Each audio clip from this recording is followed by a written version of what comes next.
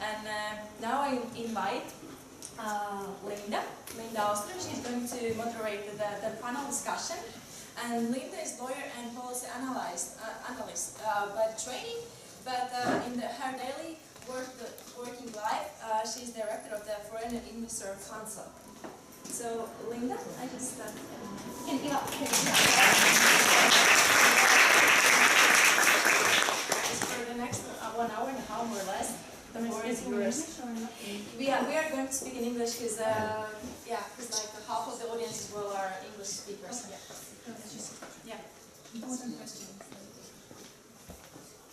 Hello, it's really an honor to be here, and a rather humbling experience after the event that I was privileged to see a couple of days before everybody else.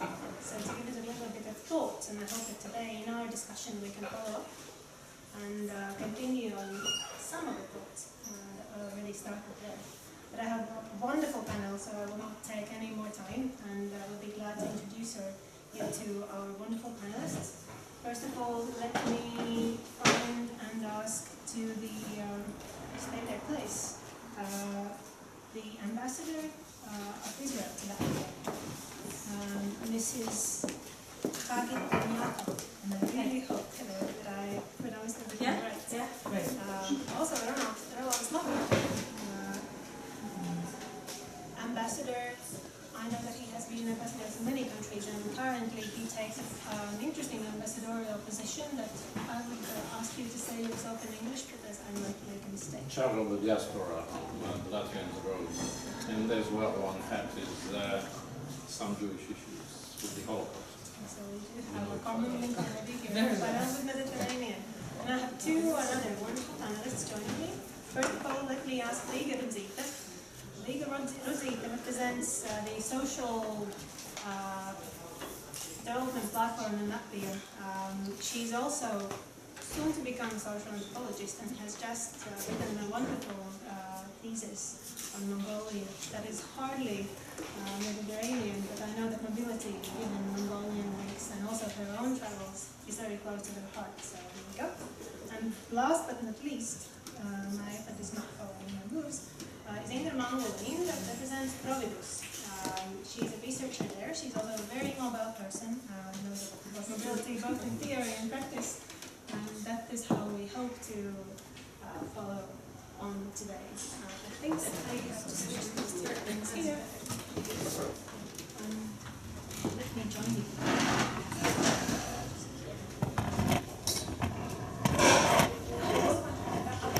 We did just speak loud. Speakers. So everybody can hear that. That will probably be the biggest problem for myself. But it's not a problem for someone who comes from the Middle East. Thankfully. Okay, so if I may ask you to start. I sent around a little note before we started this, of course. Panelists are already slightly informed about what I would like us to carry forward today. And the essence of this will probably be mobility has often been used as a null word. So it's a word that lives in the policy arena and economic arena. It has different meanings and different angles and different facets. And when we met at the very beginning planning this discussion, it was rather clear that which angle is the main angle is not clear, and what is the path that we should take is even less so. So we decided to stay personal and have a wonderful group of people who are very mobile, have been very mobile, and will remain very mobile, both through their professional and personal lives, to address this question. So what is mobility? What are we looking at when we pronounce this word? And maybe to just kick off the discussion a bit, if I may ask you, I know that you saw either all of the movie or part of it. What is your takeaway from what you said in the short film? And what would be your first reflection, your first three things, two things that you carried away? Hello everyone. I'm very happy to be here. It's my favorite audience in Latvia, young people, open-minded. I want to say something about mobility before we start. I was thinking before I came here about my mobility after running 5 kilometers yesterday in the marathon. it's a little bit limited mobility this morning, I can tell you, I can assure you of that. But watching the film, I was watching it yesterday. I served in Turkey 2 years. I'm very sorry that no one of my Turkish colleagues is here to speak on behalf of the Turkish nation. So, with not permission, I will do that. I served there. Of course, this movie is very personal. What you could see is very personal views of each person, because the picture is very, very complicated in Turkey as anywhere else. And if you have to pick something from this movie, I will take the personal note, because I think that everywhere you go, it's really up to you. How much you open your mind and your mobility. It can be physical mobility, it can be, spiritual mobility. I think it's very personal, as you mentioned, and I think that is what I'm taking from this movie. I can tell you that the experience of Israel is very, very different, very unique from any other state, because in Israel, it's an immigrant society. People came to Israel from all around the world. So mobility is part of, I would say, the definition of the nation. So it's really something very unique. Anyway, for beginning, I think that's it. So this was something that never crossed my mind when I watched the film. Okay, that's good. What will be your take on it? Well, of course, I thought as well. Didn't run yesterday anyway, but mobility. I'm a biologist by background. Movement is life, so that could be applied to that. But what I see here, just foreigners, and I said to all my Latvian fellows, when you go abroad, it's very nice to be a foreigner at the beginning, but be careful, because if you're a foreigner until the end of your life, it's quite different. Especially in Europe, where people are partly tolerant, but actually you have always barriers at the end of the day. But so what we saw is an individual aspect. Any person moving is an individual, and he's reacting how he's reacting, and his children will react. I was born at Trade in France 57 years ago, and I know now that everything I'm doing is the result of that. It took me a while, of course, but I have no illusion. If you are the product of all the movement, either of yourself or your parents if they move. But mobility taken in the European Union, then I would like to speak about Latvians, because it is essential. Mobility is a way to organize the movement of people between countries. Countries have, it's not individual anymore, it's general, their own interests, and they maybe do not want to let anybody go out or in for some reasons. Well, if you take in the past the Latvian, until the middle of 19th century, there was no nationality anywhere, so to be a Latvian was to be a peasant or an Estonian, and to be a bourgeois was to be a German. Well, when you became a German, you became mobile. But as long as the serfdom was existing more or less since the 18th century, since the Russian Empire, more or less, you couldn't move. You were belonging, so you were stuck. At the beginning of the 19th century, the years 12 to 18, in the Baltic provinces, so not Latvia, but in Fidzeme and Kurzeme, there was, you remember this, the freedom of the birds. Well, people were free, but they had the freedom of, they had still no rights. So mobility for the Latvians is that we are actually enjoying today has gone a long way since the beginning of, let's say, the 19th century. So I am cherishing, I mean, the mobility, organized or not, but I think it is fundamental. And we can talk, I have a lot to say, and then the Mediterranean Sea is par excellence the way where there is mobility for thousands of years. I hope to continue on that as well. on, but I heard two things that I hope that we can continue on today. Is the question of personal ability and freedom, very important in Latvia. But also, if you think, I'm not turning to Latvia, but I think the Mediterranean is also an example. People have moved because of social, personal, also economic reasons, also reasons for peace and war, simply wanting to eat in times of crisis. But then looking at Riga and I'm saying Mongolia doesn't escape it. I know that people wander there at all times, and it is the way, it is who they are, it is their life. But, I invite you to reflect on the film, on your own work, but also on your travels. I know you've traveled a lot, in particular in the Mediterranean, including that. So please let us know what is your take on that. I think, thank you, but I think that mobility is one of the terms that actually does not really exist, as we were saying at the beginning. And so this task of sort of trying to define it or to put it into words is very difficult for me.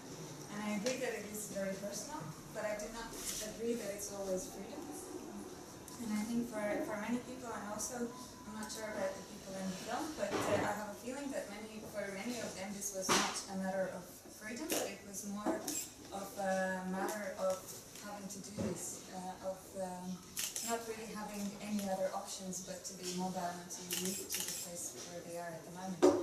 And mobility is often also not a matter of choice, as we know, for lots of people that are not able to actually live and survive in the places where they were born. And I don't find it necessarily a bad thing either that they move somewhere and that they find their life somewhere else. But regarding Mongolia, the very interesting thing there, knowing that they are nomadic people, what I found was that for them mobility was something that they were trying to hide at the same time as they were actually doing this. So each ger, the yurt, the dwelling that they use, is always set up in the exact same way as it was in the previous place, so that people would not notice that they've actually moved for hundreds and hundreds of kilometers. So for them, mobility was something not really shameful, maybe, and still is something that's maybe not shameful, but also something that is not really important or something that should be talked about. So they try to create their homes wherever they are, the way they used to be in the previous place. And I find that this is often things that happen also with this labor migration, for example, or other types of mobility, where people try to build their environments the same as they used to be in the place where they lived before. I think it also reflects back to the film when they say, I think more several of them said that they try to find the common thread, would that be food, the way the weddings are taking place, or simply things that we say, things that we use as expressions or metaphors.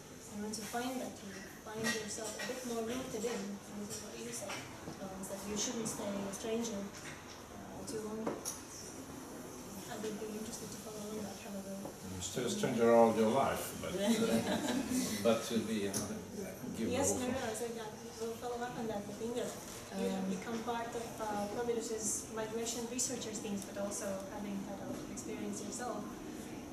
Yeah, well, a couple of things that came to my mind while I was watching the film is, well, in my everyday life, in my work, what I do is I mostly deal with numbers and statistics regarding migration flows, and especially within the EU and in Latvia.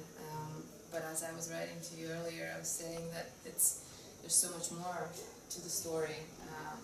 You don't just take an X amount of people and then add on a certain number of immigrants, and then take away a certain number of immigrants, and then you're left with a percentage of something that's supposed to indicate how the migration or the mobility is in a given country.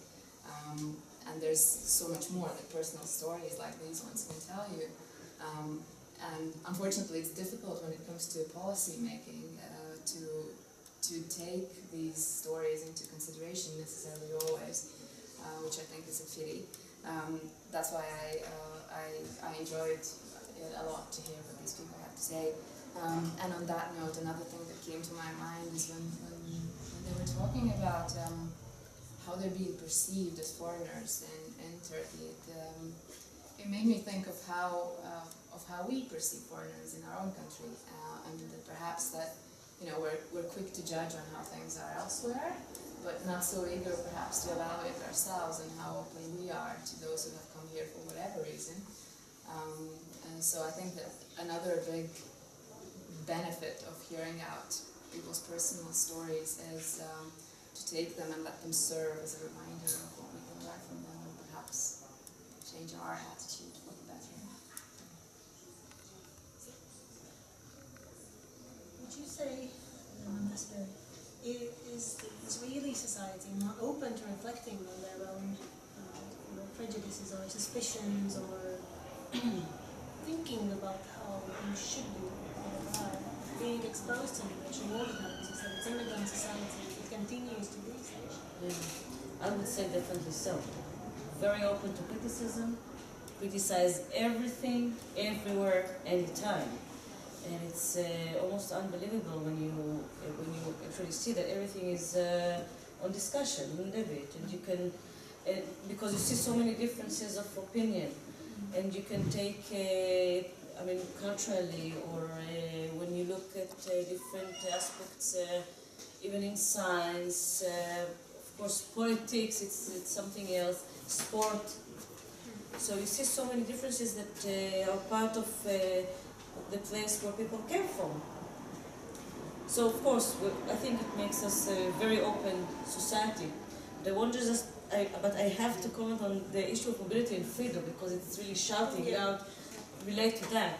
It's my own interpretation. When people speak about mobility, my interpretation is more positive, kind of, because when they need to escape from one place, it's also kind of, you would say it's mobility, I would not call it really mobility. I think that when I need to give interpretation, it's more state of mind. I mean, you can escape from, or you need to be forced to leave, which this is the case with the Jewish history. But it depends on you what you do with this kind of bad experience. And I think it's true to everyone, whenever we are. And this is where I relate to what I said. We need really to take the best of it and try to get the best of it, and then it becomes to mobility, which, again, it's my own interpretation. It's related to freedom of thinking, of society, etc. How are we doing with taming mobility of Latvian society in the past 10 years or so? I think we're not exactly aware of what it means. Again, it is a decision whether you like it or not. Of course, some people are forced, but there are also people who choose to do that anyway. But 10 years ago, I participated at a conference on migration. I had never realized that the Baltic states on the map of Europe, on the world map, until 1991 was an immigration state. And we have not coped with that there are a lot of people who have arisen through the Soviet migration to Latvia, who are as any migrants. I am reading a book, Immigration and Acculturation, by an Indian American psychoanalyst, who is classifying so the one constructing being in ghetto abroad and the one denying their own origin, and you have everything in the middle. Well, you have also in the non-Latvian part of the society of Latvia, people who have not understood that there was a country before, behaving like Homo Sovieticus, whose privilege was to speak in only one language. And you have a lot of them who arrived during that, have adapted very well, more or less. Then there is, are we accepting them? It is not so easy because we have a difference of culture, in the sense that the Baltic states during the last 700 years, 800 years, were under German administration, had Roman law as such. So the meaning of an individual, of a citizen, is something on which we could base our constitution. Whereas in the Russian language, very naturally, to be Russian is to be Orthodox, to speak Russian. And so if you want them to become Latvian citizens, they feel like they are going to be assimilated. So here we are speaking in two different semantic fields, and we have not yet digested it. Neither on the Latvian side nor on the non-Latvian side, on people who have. So it's complicated, it's still in front of us. Now we are not anymore an immigration country, or little, we have become an emigration country. And there again, here it is, we have to get rid of a lot of prejudices. 50 years approximately since the beginning of the Second World War, until 1991, there was a situation which was not natural. The natural borders of Latvia were with Europe. It was our family, mentally. We were forced, there we had no choice, we were forced to stay here more or less, except from Jews in the 70s. Or we could move within the Soviet sphere, but there the living standards was a bit lower, etc. There was no point. So we were stuck. For me, it is not a surprise that in the last 20 years you're offering any Latvian, the young Latvian people, to study anywhere when they make this choice. Secondly, be kind to Latvia, it's a small country, we can't offer all studies, all jobs, etc. Well, there are, 20 to 30 countries in the world being able to do that. People are moving, this is natural. But I'm not happy about the ones who left because they have credits to pay back. Yes, I am unhappy for them, and a lot of them are not so happy paying them back to Swedish banks in Latvia in order for Swedish retired people to go to Thailand and pass a good time there. I don't find it fair. Let's return to the question of fairness. I wanted to follow the discussion up with both of you. Whatever, I think that it was nice that we started this exchange between the panel without me pointing and saying that let's speak in that order. So it's nice if you do have questions to each other during this, please feel free. But I'm looking at both of you because I wonder, I would like to bring it back to the Mediterranean and Baltic, the both sides of the Mediterranean. I wonder about personal experiences as travelers, about mobility, of going there, living there, staying there, experiencing. What would be, maybe what is your experience? What is your takeaway from your own experiences there? Is there something we can learn? Or rather, as I wrote in my intro email to all of you, what were you looking for? What did you find? What didn't you find? And what would people come to search to that? And also, both of you, two ambassadors, feel free to jump in. Can I just start with a bit of a reflection on the freedom thing still? Yes, the thing that I wanted to say was, or I would like to share a very personal story. That yesterday I was talking to my mom, and she told me that my nieces, they have told her that they wanted to become researchers, so they could travel like myself. And I said, well, this is great news. And then my mom said, not really, that means they'll be traveling, you do realize that. And then I realized that, in fact, this is how things work, at least for me, that I often find that I have to apologize for being able to travel or for traveling per se. Because I'm not here, I'm not making a family nest, because I'm not giving birth, because I'm kind of not doing all those things that kind of people should be doing to help the economy or whatever other reasons. So I find that it's not only me, even it's also my friends that travel, for example. We often have these conversations that we feel like whenever we talk to our relatives or to other people, we always have to say, well, yes, I go there because this and this and this, instead of just saying I go there because it doesn't matter what the reasons are. So, yeah, I find that it's not always a freedom, but more of a necessity, and yes, it is my choice in a way, but also it's not, because I cannot really do anything about it. It's kind of an urge which is there, and on this very personal level, I don't find that it frees me as a person. I find more that it makes more plans in my head every time I go somewhere. And I know that I will not be able to deal with these plans in any other way but going these places. And that's also kind of the answer to the question about the Mediterranean and about Baltic.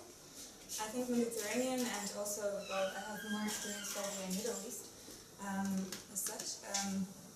It's something that is very, it's a place which came as a surprise to me when I first went there, and I realized that there's a lot more there to learn, and in my head there's always new plans of what to do and how to get there, and where to stay for a longer time just to experience, because I believe that this is something that that builds up my knowledge, and that is a thirst that I have.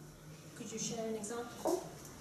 An example, yes, I was actually thinking of many examples that were running through my head, but I will say probably, since there was a woman from Iran. Iran was also one of the places where which I visited last year. And I spent 3 weeks there, and that was probably the most surprising place I have ever been to. And the surprises were from how different it was from what I expected. I was going there as to a very dangerous place where people don't like foreigners, and they say there's about 20,000 foreigners that enter the country per year. So it's a very kind of a small fraction of people that are actually from the outside world that enter.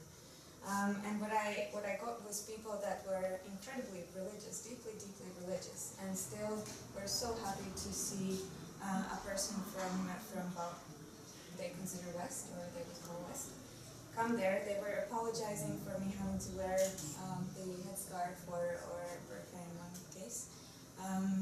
They were very happy to show me everything and to explain so much about Islam that I realized that had I not gone there, I probably would have lived thinking that these things are, or that place is full of people. I was now thinking about my own travels and how mobile I have been, and I think I've started traveling to places first when I was 10 years old, I think. And the first place I actually went to was Turkey, now that I recall.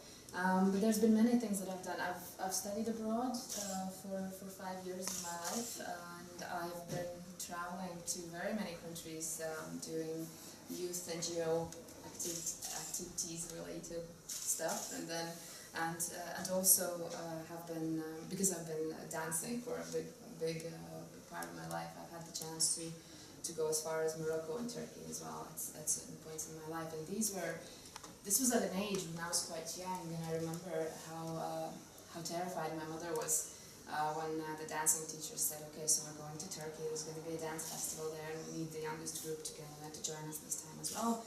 And she offered me a spot on the team, and this was, really scary for my family at the time because I was at such a young age, but moreover because it was Turkey, and this was, they didn't know what to expect or what could happen to me, because the worst part of this whole thing was that we were supposed to live in families, not all of us together, but a separate percentage family.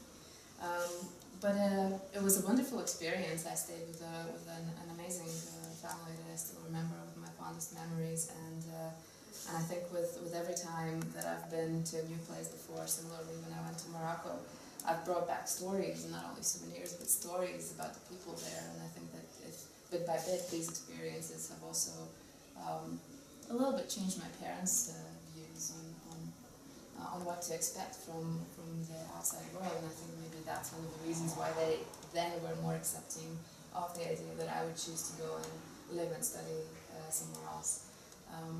But yeah, I think that perhaps that little story that I just, or the picture that I kind of painted, just hearing from my friends who also have chosen similar paths in their lives, I think it's quite common in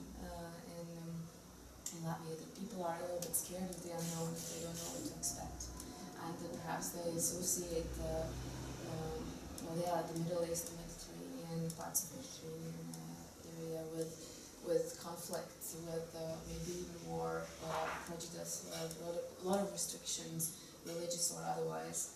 And I think, initiatives like this, a festival like this, even a conversation like this, is the way forward if we want to kind of shed some light on these stereotypes and see that at the end of the day, it's not really as bad as the pictures painted usually. So, yeah. Good news. I listened to what Otrpus was saying, you know, and I'm part of the Middle East, and we have another colleague here from the Middle East. And, you know, I cannot but, I must mention, you know, there is something to do with the weather. When you are surrounded in a very hot weather. It's terrible. No, it's really nice. Now I can tell you it's It's- terrible. Very good. When you need to take off the clothes and also your mask, I think people are more open. And I think this is the picture. When you come to the Middle East, I think that this is something that you immediately feel. Especially if you come from northern states like the Baltic or Norway, etc. People are very warm, smiling, open the places, their families, their home. Well, I didn't travel to Syria, but I know, you know, my family came from Syria, and I know stories about Lebanon and other places, Morocco, Indonesia. The places are warm not only weather-wise, but also the people. And I'm taking it far from politics, which unfortunately this is what is reflected by the media.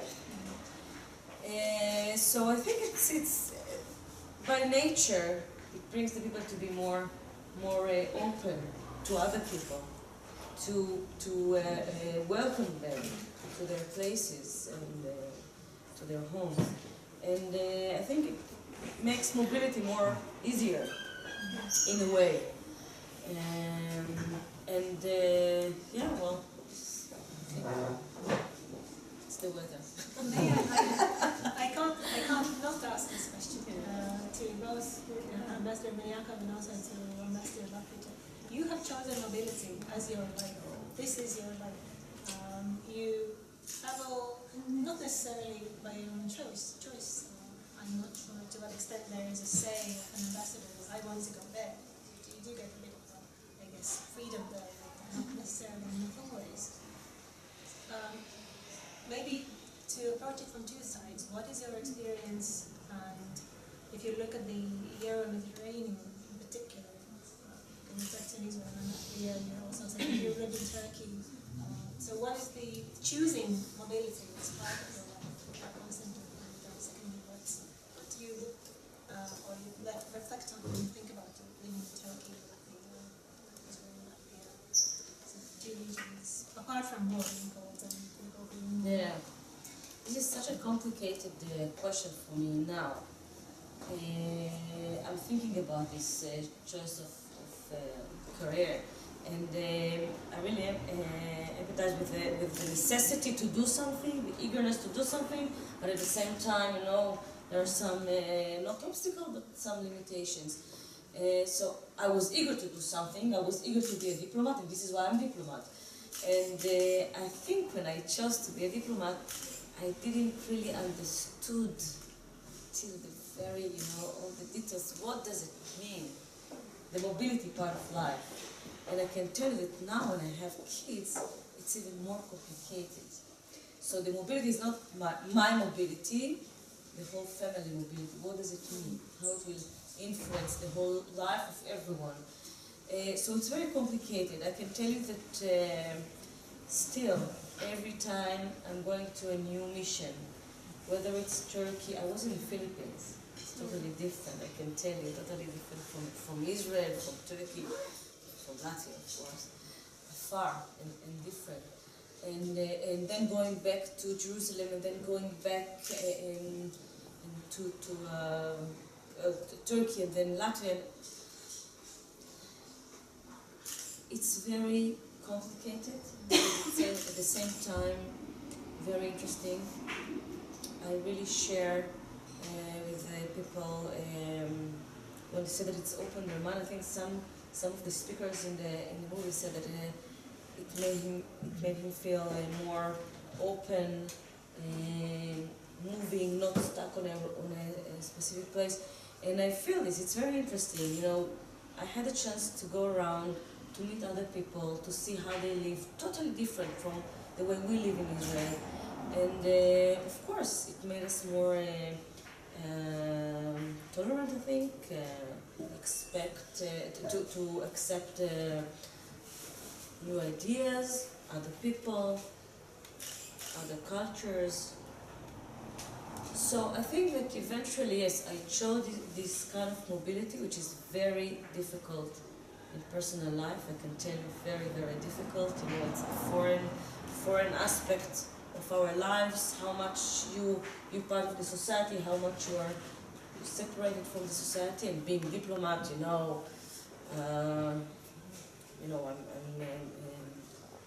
I'm part of my state. I'm representing my state. So it's very complicated. I wouldn't choose any other career with all the positive aspects of mobility, which is it's amazing, very positive aspects of mobility and freedom. How about yourself? You mentioned that mobility is ingrained in your life. Yes. I was born a foreigner and I'm going to die a foreigner in my own country. It's clear that if you are different, you are always a bit a foreigner somehow. But structurally in my mind I'm adapted to that, I am made for that. And the only youth dream I had, I have sung rock and roll, etc., but the only youth dream I had when I was 18 in 1974 was to be a Latvian diplomat. So we had to get rid of the Soviet Union, then it was possible. And so it suits me, but yes, with the age it's less interesting. It's more efforts to move all the time. And the gain is less because you're too old, you think you have understood too much, I don't know, but I think that there are nice people everywhere, and there are bad people everywhere, like the Syrian said from Aleppo. He said that is so true, but there are nice people where you are as well, in Latvia, and sometimes maybe that's enough for a life. So somehow, if I come back to France at school, I didn't understand the Voltaire book Zadig, went to Iran, etc. And when the last sentence of Zadig, you have to take care of your own garden. After all this traveling around, the main thing, and now I am here in my garden, not foreigner. I grew up in, I've seen prejudices towards my parents, said or not said, by the French society. I'm not blaming them because it's everywhere, but if you are a young child, and your parents are foreigner, you feel this, you sense the fact that they are foreigner, they are not in their own place and not well estimated. So but my brother and my sister haven't done that, so it's not because I was born there in a family and it happens, it's somehow you are meant to be that or not, and it's, I do. One thing you learn is that when I was in Paris at the UNESCO, they started, it was after 9/11, and they started the dialogue of the civilizations. And I remember saying by your former colleague, who's not anymore ambassador, Elie Barnaby, former ambassador to Paris, he said, well, you know, what does it mean really, dialogue of civilizations? I have absolutely no problem to have a dialogue with a moderate Muslim. I have much more problems to speak to an American neocon to the time of Bush. And this is it. Wherever you go, you will have stupid people, you will have educated or not educated, more refined people. If you take the Muslim history, you take Andalusia, for example, it was the siege of intelligence in Europe before the Middle Age. And the next professors of universities, Christians and Jews, went to the universities of Andalusia to read in Arabic the Greek philosophers. So, and then came like we see in a foreign country, primitivism. Those people coming from the mountains or coming from the south in Morocco, Almoravidos, I don't remember exactly, I read about it. And they take place of these two clever people because they know what the truth is, they know what the faith is. This is about 1,000 years ago. Well, it's always there. This is where you get delusioned after a while because you see everything that is good and what is bad, and it's very difficult to get rid of it. And another Elie Wiesel, after when he was 15, left the concentration camps, thought that those people, the Nazis who did those crimes, were barbarians. And look, they were all educated people with doctorates in theology, philosophy, etc. So this is why I am too old probably to do that, and I have to cultivate my garden, which I'm starting now in the Latvian countryside. If I can add on to what you were saying, you mentioned the dialogue of civilizations, which started got me thinking, and also the black and white sort of worldview. I think it's very common for people everywhere to do that. They love dichotomies. It's not only about. It's reassuring. Yeah, exactly. Because then you find the place to belong to, and it doesn't really matter whether it's about good or bad people. It can be us and them, or outsiders and those who are in the inside. And I started thinking about the civilizations and Huntington's Clash of Civilizations, the whole idea that was then later on. When 9/11 happened, people often saw this as a confirmation to this theory that this is happening, this is what happens when you let it go too far. And I think it's really saddening to see that people only often, not always, but often they see what they seek, in the sense that they see what they want to see. If there's this one assumption there in the back of their heads, like for instance some of the ideas from Huntington that we have, and then you look for evidence to confirm that this is really the case, that there is a distinction of us and them, that there's a certain criteria that one has to fulfill to be in the good camp, so to speak.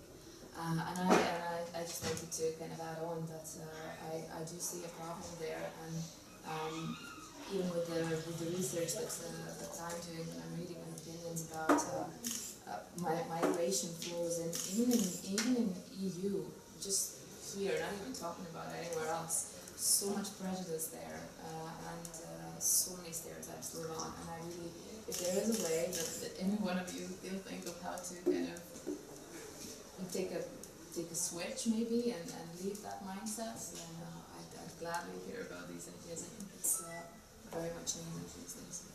You sent me yesterday the link with Vita Mateus. It is what is depressing is very much that so many people are politically correct because they don't know it. They have no real opinion, and in the European Union as well. This is the disappointment that but it is natural. If everybody would be creative, that would be also difficult to manage probably, and the mobility would be insupportable probably. There is a quote that I remember, and I cannot trace back where I found it. It's partially, but a conversation of two people about, I think it was something to do with mobility or simply the differences of meeting different people in different places. So that, well, let me do the easiest way of typing stereotyping. I think mobility often goes back in exactly what you said before, but I'm looking at legal because from the clash of civilizations and civilized and not civilized, it very much goes back to your own work in development aid and going on to develop or help develop somebody to develop, and these notions of what it is to be more developed, less developed, progressing, regressing, opening or closing your minds. What would be your take on this? Well, for one, we're definitely not going anywhere to develop anybody, that's for sure. And I think the Latvian Platform for Development Cooperation is actually working pretty hard to put the cooperation part in this long title, to stress that and to focus that, saying that it's not really about developing somebody or developing ourselves, but it's really about this cooperation. And I think that's one of the ways how to actually decrease these dichotomies in general, and that's something that I know is a very personal quest as well. That's something that me personally, I deal with that a lot, trying to catch where I'm trying to say something is black or white, and trying to see whether it's actually possible in my mind, having this very rationalistic thought background, whether it's actually possible to combine these two and to see the whole picture without the black and white. And I think this is what the development cooperation is trying to be right now, or at least this is kind of the new wave. To realizing that the world is as it is, and there's good and bad people everywhere, and there's stupid and smart people everywhere as well, and it's not really about them, it's really about a very personal journey, and seeing this as a cooperation. Something like